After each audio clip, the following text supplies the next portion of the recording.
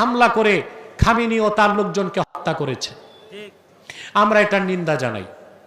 আমরা চাই ইসরায়েল ধ্বংস হয়ে যাক, তবে ইরান যেন আরব বিশ্বের অন্যান্য রাষ্ট্রে অন্যায়ভাবে হামলা না করে সেটা আমরা প্রত্যাশা করি।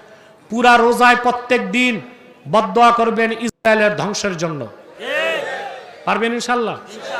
আমরা ইসরায়েল আর আমেরিকা ধ্বংস চাই। আমরা পরম তৃপ্তি পাবো যেদিন দেখবো বিশ্ব মানচিত্র থেকে ইসরায়েল মুছে গেছে।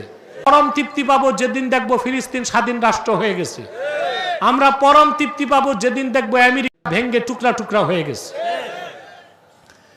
আয়াতুল্লাহ খামেনিকে হত্যা করা হয়েছে, তার মৃত্যু হয়েছে, মানবিক কারণে আমরা দুঃখ পেয়েছি। একটি দেশের শাসককে এইভাবে হত্যা করা চরম অমানবিক, ঠিক কিনা? অমানবিক কিনা? চরম অমানবিক, চরম পর্যায়ে ধৃষ্টতা হয়েছে। এটাই পশ্চিমাদের গণতন্ত্র।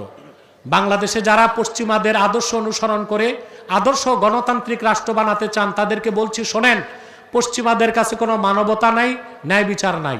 তারা কতটা জঙ্গলি, জানোয়ার, হিংস্র পশুর মতো যে সকালবেলা অঘোষিতভাবে হামলা করে খামেনি ও তার লোকজনকে হত্যা করেছে। আমরা এটার নিন্দা জানাই। আমরা চাই ইসরায়েল ধ্বংস হয়ে যাক, তবে ইরান যেন আরব বিশ্বের অন্যান্য রাষ্ট্রে অন্যায়ভাবে হামলা না করে সেটা আমরা প্রত্যাশা করি। যেখানে যেখানে মার্কিন ঘাঁটি আছে সেখানে হামলা করা হোক, এটা আমরা চাই। কিন্তু সৌদি আরবিয়া যেখানে ঘোষণা দিয়েছে তাদের আকাশ সীমা আমেরিকাকে ব্যবহার করতে দিবে না, সেখানে রিয়াদে হামলা করাটা চরম ন্যাক্কারজনক কাজ হয়েছে ইরানের, এটা আমরা মনে করি। বিশেষ করে আরামকো তেল শোধনাগারে যে হামলা হয়েছে, এটা তো কোনো মার্কিন ঘাঁটি ছিল না, এটা খুবই ন্যাক্কারজনক কাজ। আমরা বিশ্ব মানবতার শত্রু পশ্চিমা শয়তানদের বিরুদ্ধে, বিশেষ করে হিংস্র এই পৃথিবীর সন্ত্রাসী, স্বীকৃত সন্ত্রাসী ইহুদি ইসরায়েল ধ্বংস কামনা প্রতিদিন করে যাব ইনশাআল্লাহ। নিরীহ মানুষ ঈমানের সাথে যারা মৃত্যুবরণ করেছে, আমরা আল্লাহর কাছে তাদের শাহাদাত কামনা করি।